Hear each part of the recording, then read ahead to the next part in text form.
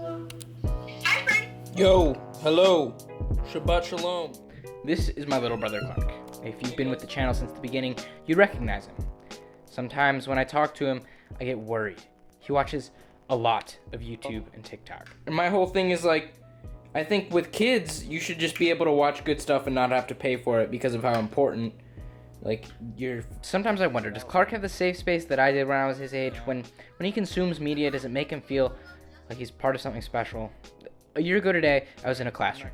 Weird, I know. I was in a TV history class.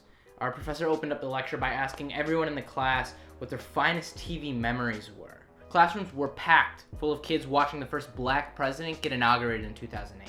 I was in one of those classrooms. You'd think that we'd mention something like that, but when I think of TV in my childhood, all I can think of is Wizards of Waverly Place, the movie. In fact, nearly everybody in my class talked about a Disney Channel movie. A cynic would count that as a mark against my generation. But I think it just speaks of the power that TV, specifically the Disney brand, had over us. These were the stories that helped us understand the world.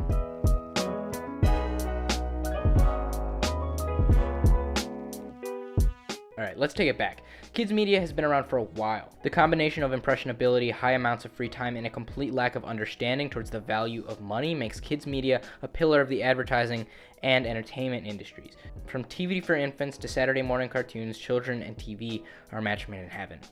Needless to say, there were some unintended consequences. According to Chicago professor Dennis Crouch, TV actually increases a child's likelihood for obesity by reducing their time doing physical activities, encouraging children to eat more sugary foods, and most importantly, creating passive thinkers. Crouch says this dumbing down of society tends to create individuals who will passively take what is offered rather than take charge of their own health. He highlights the issue at the heart of the advertising industry. Advertising-reliant media doesn't create critical thinkers. Crouch explains that before the age of 12, kids are neurologically incapable of distinguishing the difference between TV and reality. Neurologically incapable. If you've seen The Social Dilemma, you might think that I'm going down the social media is terrible, these algorithms are doing awful things, but I'm less concerned with social media and more with the distinct lack of other options. In the 1970s, TV media conglomerates like ABC, CBS, and NBC grew their dominance. It became apparent that TV needed to be used for communities just as much as companies. In the 70s, the public broadcasting system was born, a non-for-profit organization that broadcasts news programming, interviews, cultural affairs, and yes, children's media. It's hard to overstate how important PBS was towards helping kids have a more balanced and educational information diet. My mom, she tells me all these stories about how she and her siblings would learn English because of shows like Sesame Street. This children's media renaissance was marked by a lack of corporate control. The donation-based media outlet could cover controversial issues without the fear of advertisers pulling their ads and removing their funding. So as kids move their eyes away from TV towards the internet, the best way to solve the problem spurring from advertiser-based media is to start a non-for-profit where kids can be entertained online for totally free, right? Creating media that's free to watch but not reliant on advertising is really, really hard. In the age of TV, you could have a donation-based media outlet on every American TV.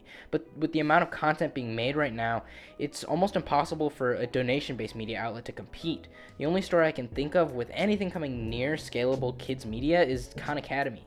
And Sal Khan was making videos right at the peak of organic growth on YouTube. I don't know if you could do something like that in 2020. Donation-based media might not be the way to consume free content, but that doesn't mean it's impossible.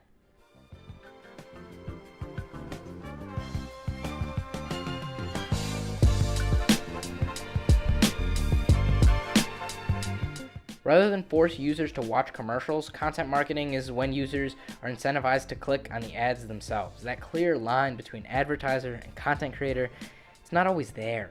Amazon does content marketing in a really, really cool way. Prime users, in tandem with 2-day shipping, can stream a bunch of online content. And when asked why an e-commerce company was interested in letting people watch TV, Bezos said, "Every time we win an Emmy, we sell a pair of sneakers." I think a streaming service could use Amazon's content marketing strategy to disrupt kids' media.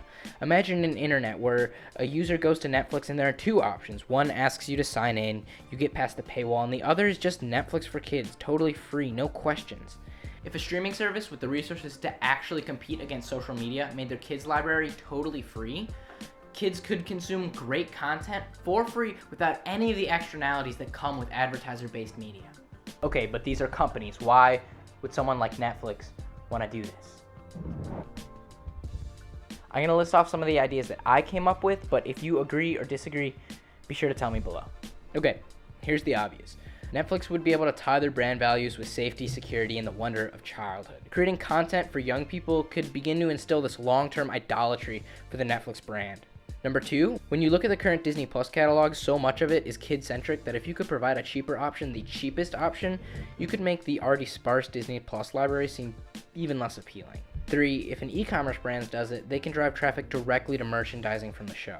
I think it'd be super cool if Shopify partnered with like a studio to create original shows for their partnered e-commerce brands. You can turn people looking for cool free shows into long-term dedicated customers. I don't tell Clark this enough, but I really do love that kid. And sometimes I worry that people in suits that he's never met, that he will never meet, are making the decisions that are going to dictate his ability to succeed in life, his ability to become as cool as his big brother.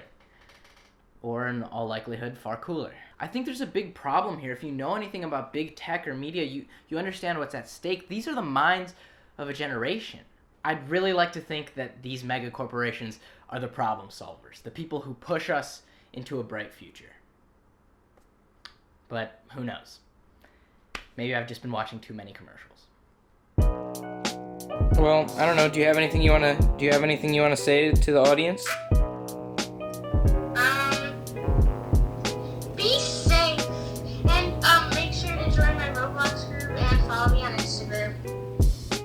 All right, I'm not gonna put the text up so that they know what that is.